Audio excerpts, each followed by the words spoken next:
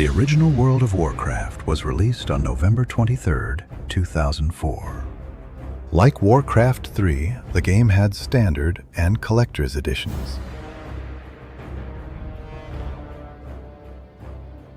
The 2004 Collector's Edition still is extremely valuable. It included a lot of perks inside.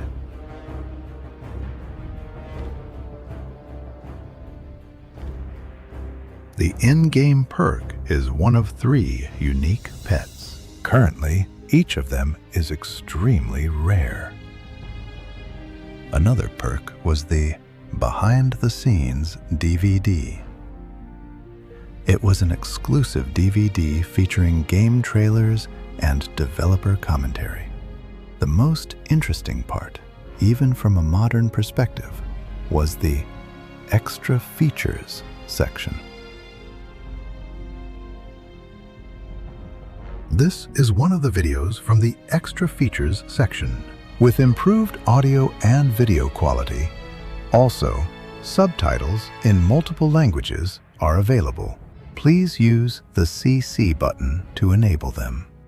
If you enjoy this video, please consider supporting Clever Play channel with a like, comment, share, or even a cup of coffee.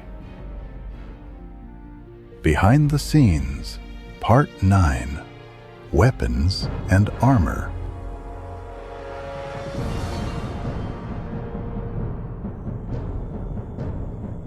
With regards to weapons and armor, we had many of the same challenges as the rest of the art production.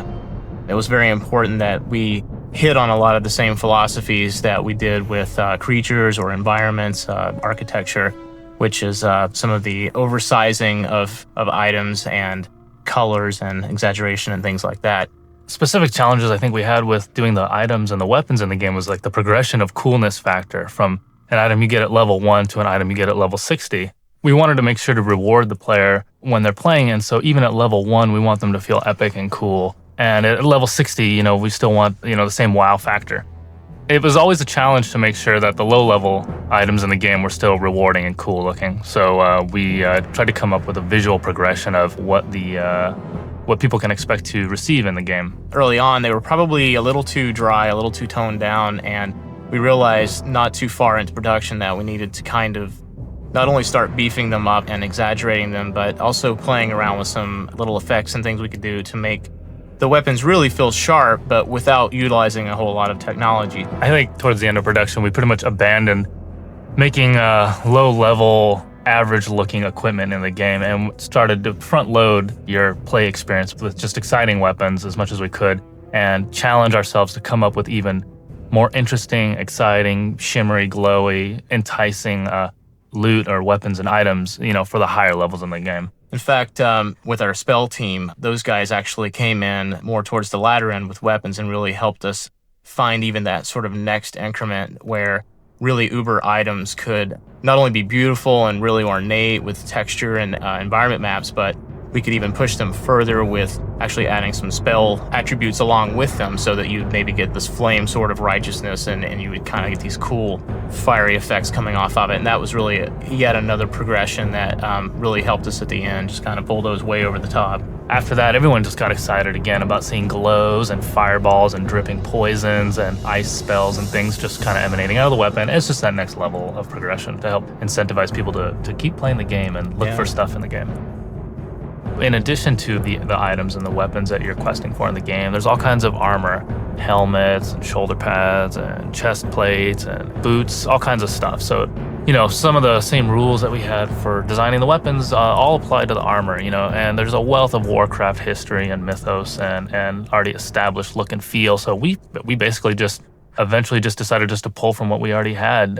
We did a lot of initial designing up front as well, but there was no shortage of pre-existing art and design concept work to pull from. Yeah, I remember when we decided just to go ahead and pretty straightforward, just copy the old orc battle harness kind of outfit straight out of War II, and that really struck a chord with the entire team because now suddenly we had these higher poly detail characters where you're looking at them in first person, but no one had really gotten the sense that this thing was Warcraft yet. And so seeing one of these orcs kind of pacing around with a horned, fur-rimmed helmet and this battle harness and, fur leggings. I mean, it really kind of got everybody geeked up, because now they felt like they were really down in this world, in this Warcraft universe, and just kind of getting to experience it. And really, now I'm really actually seeing an orc up close from Warcraft, not just any orc from any game. That gave us sort of a hook where then we felt once we had nailed those down, we could kind of continue on and actually evolve those further and actually start to create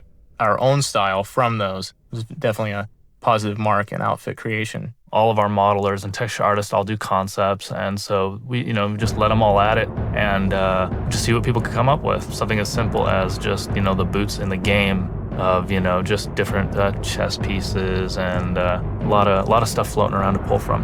Yeah, and that was where we needed to decide exactly how we were going to organize these, because we knew we had the Horde Alliance thing, but we didn't know specifically just how far we should break it down.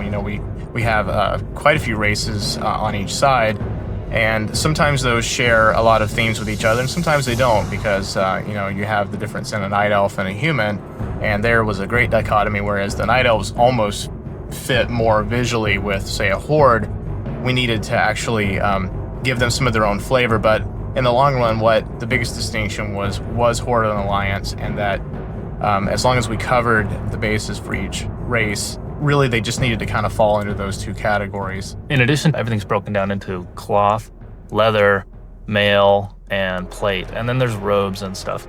As we got further down development, we started accumulating all these outfits and trying to keep them organized in a way that all the different artists could reference them and see where we were deficient. Oh, we need more plate mail armor. Oh, we have too much cloth armor. And so we just started to organize them in a spreadsheet, and with the naming conventions and with the level of progression, you can look down the spreadsheet and see, oh, okay, here's like the low level intermediate stuff, higher level stuff, up to the really exciting stuff. We didn't realize how much that was going to help us, because we really had started doing it for the designers mostly. So as they would take the art that we would create, we knew that they needed a way that they could see an entire outfit that we had intended as a whole, whether or not you would find it as such in the game.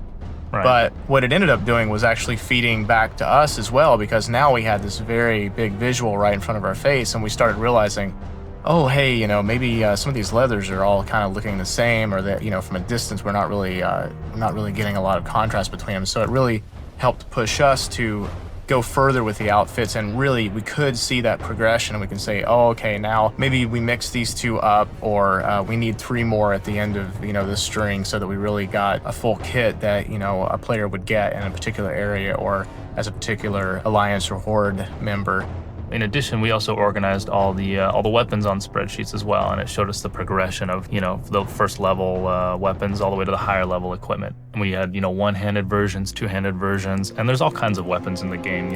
Swords and shields and hammers and maces and knives and thrown weapons, and there's just so many different things to keep organized that we're just trying to stay on top of it all. I think organization was like one of the big things we learned on this project, is that I don't think you can be too organized with trying to keep track of it, especially if multiple people are working on it. I think in the end it paid off. I've been watching people play the game with these guild raids with dozens and dozens of people, and I never see 2 people that look exactly the same, dressed up, running around. So that's a big relief. If you enjoy this video, please consider supporting Clever Play channel by liking, commenting, sharing, or even buying us a cup of coffee.